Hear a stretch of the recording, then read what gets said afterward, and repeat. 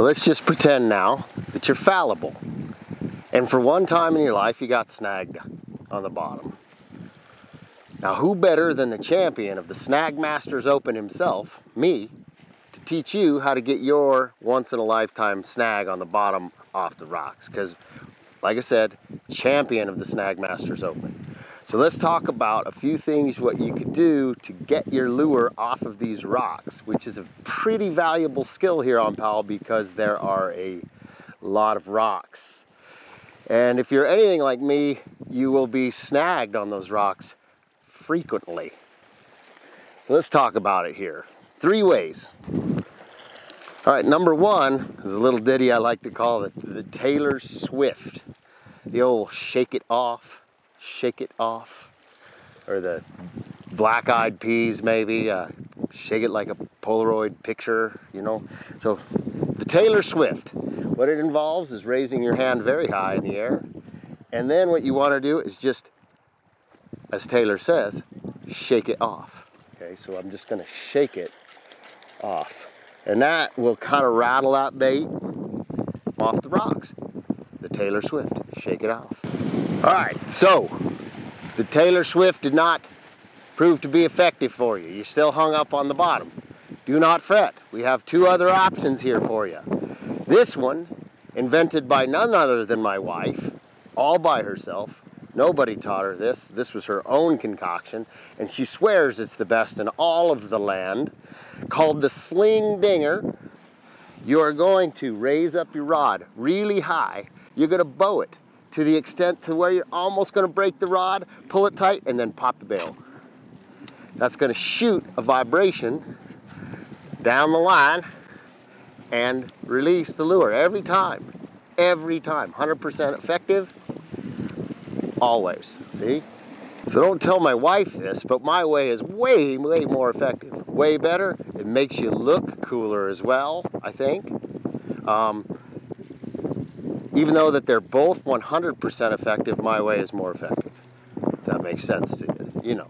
But anyway, my way is called the bow and arrow technique. Now what I'm going to do is I need to send a shock wave, much in the way that I did with the Sling Dinger. And what I'm going to do is just take a big long, like armful of line like that.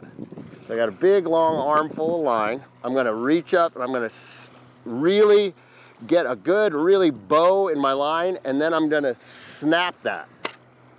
Man, you see that thing jump back at me? It really sends a shock wave down that line and can rattle that bait loose.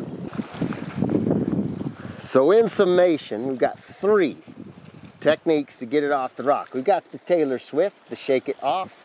We've got my wife's Sling Dinger, that's equally effective as the bow and arrow. It's just not nearly as cool looking. And then you've got the abandoned ship, bail, you know, like cut your losses and break it off and retie, right? Don't freaking try to break it with your rod. You're gonna break your rod. But the number 1 way to avoid all this shenanigans is to just not get snagged in the first place. And the thing is setting your hook into a rock is really that's what a lot of rookies do and lose a lot of lures because of that. You need to realize that a rock is immovable, that when you lift your rod, it's gonna bend and it doesn't give. A fish actually gives when you pick up your rod. Don't set your hook into a rock. When you feel that rod going, just draping over and getting heavy and it's not giving like a fish, drop your rod and shake it off. If that doesn't work, hit your Sling Dinger. If that doesn't work, look really cool for all the fans and do the bow and arrow technique. If that doesn't work, break it off and start again and just cut, you know, welcome to the club.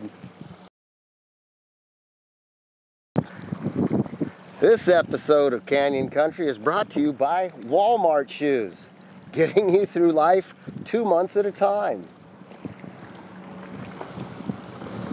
Going to get into a crack. I mean, you're not getting it out. I don't care how much shaking you do and how much Polaroid picturing and Sling Dinging and bow arrowing and all that. You're just stuck. Well, there you have it.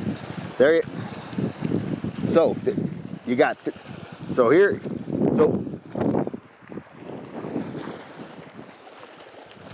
in summation,